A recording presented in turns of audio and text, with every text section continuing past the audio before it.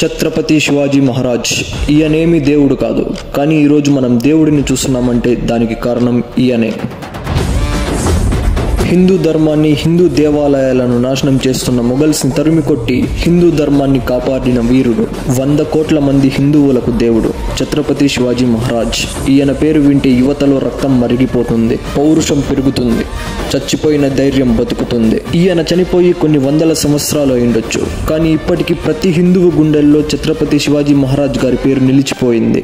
Cinema hero photos, politician photos మాత్రమే వాహనాలపై కనిపించే ఈ రోజుల్లో కేవలం ఈ ఒక్క మహారాజు ఫోటోలు మాత్రమే వారి వాహనాలపై గర్వంగా మెరుస్తున్నాయి. ఈయన కేవలం మహారాజు మాత్రమే కాదు, ప్రతి హిందువుకు, ప్రతి భారతీయుడికి దేవుడు. ఛత్రపతి శివాజీ మహారాజ్ గారి చరిత్ర వింటే మీకు ఎంతో ఇన్స్పైర్ గా ఉంటుంది. సో ప్రతి ఒక్కరు ఈ వీడియోని ఎండ్ వరకు చూడండి. ఛత్రపతి శివాజీ మహారాజ్ గారు మహారాష్ట్రలోని పూణే జిల్లాలోని జున్నార్ పట్టణం దగ్గర శివనేరి కోటలో ఫిబ్రవరి 1630లో షాహాజీ జిజియాబాయి దంపతులకు జన్మించారు. శివాజీ గారి అమ్మ జిజియాబాయికి మొదటి కొడుకు తర్వాత పుట్టిన పిల్లలందరూ చనిపోవడంతో ఈసారి ఆమెకి ఇష్టమైన దేవత పార్వతీదేవి పేరుని శివాజీ గారికి పుట్టగానే పెట్టింది. పార్వతీదేవిని శివాయ్ అని వాళ్ళు పూజిస్తారు. శివాయ్ పేరు కలిసేలా శివాజీ అని తన అమ్మ పేరు పెట్టింది. శివాజీ గారికి తన మొదటి గురువు తన అమ్మే. ఆమె శివాజీ గారికి ఇతర మహిళల పట్ల ఎలా ఉండాలో నేర్పింది, ప్రజలను ఎలా గౌరవించాలో నేర్పింది. శివాజీ గారి తండ్రి షాహాజీ, ఈయన ఒక గొప్ప మహారాజు, మరాఠా సామ్రాజ్యాన్ని స్థాపించిన వ్యక్తి. శివాజీ గారు తన తండ్రి దగ్గర నుంచి అన్ని రకాల యుద్ధ విద్యలు, యుద్ధ తంత్రాలు, ఒక రాజుకి ఉండవలసిన లక్షణాలన్నీ చిన్న వయసులోనే నేర్చుకున్నాడు. శివాజీ గారి తండ్రి షాహాజీ ఒకసారి నిజాం రాజులను ఓడించి తను గెలుచుకున్న ప్రాంతాలలో తన సామ్రాజ్యాన్ని స్థాపించడానికి ప్రయత్నిస్తుండగా ఇంతలో మొఘల్స్ వచ్చి మరో రాజైన ఆదిల్ షాతో చేతులు కలిపి తెలివిగా షాహాజీని ఓడించారు. దీంతో ఓడిపోయిన షాహాజీకి ఆదిల్ షా ఒక నియమం పెట్టాడు. ప్రస్తుతం షాహాజీ నివసిస్తున్న పూణేని వదిలి బెంగళూరుకి వెళ్ళిపోవాలని అన్నాడు. ఈ నియమానికి శివాజీ గారి తండ్రి షాహాజీ రాజు తన సొంత ప్రాంతమైన పూణేని వదిలి నేను వెళ్తాను, కానీ తన సొంత ప్రాంతాన్ని మరొకరి చేతిలో పెట్టనని, తన కుటుంబమే ఈ ప్రాంతాన్ని చూసుకోవాలి అని సంధి చేసుకుని వెళ్ళిపోతాడు. ఇప్పుడు ఈ పూణే ప్రాంతం మొత్తం శివాజీ గారి తల్లి చేతుల్లోకి వెళ్ళిపోతుంది. షాహాజీ పూణేని వదిలి వెళ్ళడానికి ముందు శివాజీ గారికి అన్ని రకాల యుద్ధ విద్యలు నేర్పించి తను బెంగళూరుకి వెళ్ళిపోయాడు. శివాజీ గారి తల్లి జిజియాబాయి చిన్నప్పటి నుంచి శివాజీ గారికి మొఘల్స్ చేసే అక్రమాలు, తప్పులు, అన్యాయాలను చెప్పి పెంచింది. మొఘల్స్ హిందూ దేవాలయాలను నాశనం చేయడం, ఇలాంటివి అన్నీ చెప్పి శివాజీ గారి గుండెల్లో పౌరుషాన్ని నింపి పెంచింది. బతికితే హిందూ ధర్మం కోసమే బతకాలి, చస్తే హిందూ ధర్మం కోసమే చావాలి అని పౌరుషాన్ని నింపింది. మొఘల్ స్కూల్ చేసిన దేవాలయాల గురించి చెప్పింది. ఎలాగైనా దేవాలయాలను కాపాడాలని, హిందూ ధర్మాన్ని నిలబెట్టాలని చెప్పి పెంచింది. ఇలా అన్ని విధాలుగా సిద్ధమైన ఛత్రపతి శివాజీ మహారాజ్ గారు కేవలం తనకు 17 సంవత్సరాల వయసప్పుడే తన మొదటి యుద్ధాన్ని బీజాపూర్ సామ్రాజ్యం మీద చేసి బీజాపూర్ రాజుని ఓడించి ఆ కోటను సొంతం చేసుకున్నాడు. తర్వాత రాజ్గఢ్ కోటను, అలాగే యుద్ధాన్ని ప్రారంభించిన 3 సంవత్సరాలలోనే మొత్తం పూణేని సొంతం చేసుకున్నాడు. ఇక అసలైన యుద్ధం ఇప్పుడే ప్రారంభమైంది. ఒకప్పుడు శివాజీ గారి తండ్రి షాహాజీ గారిని ఓడించి బెంగళూరుకి పంపించిన ఆదిల్ షా శివాజీ గారి ఎదుగుదలని చూసి తట్టుకోలేకపోయాడు. ఇంతలోనే శివాజీ గారు ఆదిల్ షాకి సంబంధించిన కొన్ని కోటలని సొంతం చేసుకున్నాడు. ఈ ఓటమిని సహించలేని ఆదిల్ షా శివాజీ గారిని మానసికంగా బాధ పెట్టడానికి బెంగళూరులో ఉంటున్న శివాజీ గారి తండ్రి షాహాజీ గారిని బంధించాడు. తర్వాత శివాజీ గారు తెలివిగా తన తండ్రిని కాపాడుకున్నాడు. ఈ ఓటమిని భరించలేని ఆదిల్ షా మరో పన్నాగం పన్ని అఫ్జల్ ఖాన్ అనే యుద్ధ రాక్షసుడితో చేతులు కలిపి అఫ్జల్ ఖాన్ ను శివాజీ గారి మీదకు యుద్ధానికి పంపాడు. అయితే ఈ అఫ్జల్ ఖాన్ ముందుగా శివాజీ గారి బలహీనతలను తెలుసుకున్నాడు. శివాజీ గారి మెరుపుదాడి, గెరిల్లా యుద్ధ పద్ధతులను తెలుసుకొని శివాజీ గారిని కోటలో ఓడించడం కష్టమని, శివాజీ గారిని ఓడించాలంటే యుద్ధ భూమిలో మాత్రమే సాధ్యమని గ్రహించి ఎలా అయినా శివాజీ గారిని యుద్ధ భూమిలో దించేందుకు, శివాజీ గారిని రెచ్చగొట్టేందుకు శివాజీ గారికి ఇష్టమైన భవానీమాత ఆలయాలను కూల్చేస్తాడు. ఇవి అన్నీ తెలుసుకున్న శివాజీ గారు శత్రువు పన్నాగాలను ముందుగానే అర్థం చేసుకొని నేను ప్రస్తుతం యుద్ధానికి సిద్ధంగా లేను అని అఫ్జల్ ఖాన్ని చర్చలకు రమ్మని ఆహ్వానిస్తాడు. దీంతో కోట దగ్గర ఇద్దరు సమావేశం కోసం ఒప్పందం కుదుర్చుకొని అంగీకరిస్తారు. ఇక సమావేశం రోజు రానే వచ్చింది. అఫ్జల్ ఖాన్ వక్రబుద్ధిని ముందుగానే గ్రహించిన శివాజీ గారు తన దుస్తుల లోపల ఒక ఉక్కు కవచం ధరించి అలాగే ఒక పులిగోరుని తన దుస్తులలో దాచుకొని సమావేశానికి వెళ్తాడు. ఇక ఇద్దరూ కలిసి చర్చలు జరుపుతుండగా అఫ్జల్ ఖాన్ తన వక్రబుద్ధితో ఒక్కసారిగా శివాజీ గారిని పొడిచేందుకు దాడి చేస్తాడు.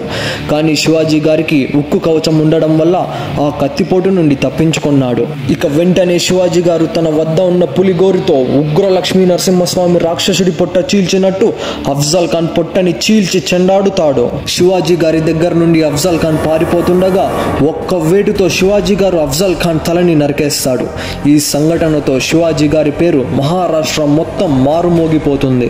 ఇది తెలుసుకున్న బీజాపూర్ సుల్తాన్ శివాజీ గారిని ఎలాగైనా చంపాలని రాక్షసులైన ఆఫ్ఘన్ పస్తూర్ సైనికులను శివాజీ గారి మీదకు పంపాడు. శివాజీ గారు తన సైన్యంతో తెలివిగా వాళ్ళందరినీ చంపి విజయం సాధిస్తాడు. ఈ సంఘటనతో శివాజీ గారి కీర్తి ప్రతిష్టలు భారతదేశం మొత్తం వ్యాపించాయి. దీంతో ఎంతో మంది హిందూ రాజులకు శివాజీ గారు ఒక ఆదర్శంలా నిలిచారు. శివాజీ గారు యుద్ధంలో ఎప్పుడు కూడా కొత్త కొత్త తంత్రాలను అనుసరించేవారు. ఓటమి తప్పదు అనిపిస్తే యుద్ధం నుండి తప్పుకోవాలి, అనుకూల సమయం చూసి దాడి చేసి గెలవాలి అనే ఈ సూత్రాన్ని గారు పెంచారు. శివాజీ గారు తన సైన్యం పట్ల చాలా శ్రద్ధ చూపేవారు. దీంతో తన సైన్యం శివాజీ గారి కోసం తమ ప్రాణాలు సైతం లెక్క చేయకుండా యుద్ధం చేసేవారు. తన సైనికులకు ప్రమాదం ఉందని తెలిస్తే శివాజీ గారు తెలివిగా వారిని అక్కడి నుంచి తప్పించేవారు. ఇలా మరాఠా సామ్రాజ్యాన్ని శివాజీ గారు పెంచారు. ఇది ఇలా ఉండగా 1660లో ఔరంగజేబ్ తన మేనమామ అయిన షాహిస్తా ఖాన్ కి 1,00,000కు పైగా సైన్యాన్ని ఆయుధాలను ఇచ్చి శివాజీ గారిని ఓడించి ఆ ప్రాంతాన్ని స్వాధీనం చేసుకురమ్మని పంపించాడు. అప్పుడు యుద్ధంలో శివాజీ గారి సైన్యం ఓడిపోక తప్పలేదు. శివాజీ గారు ఓడిపోవడంతో పూణేను వదిలి వెళ్లిపోయారు.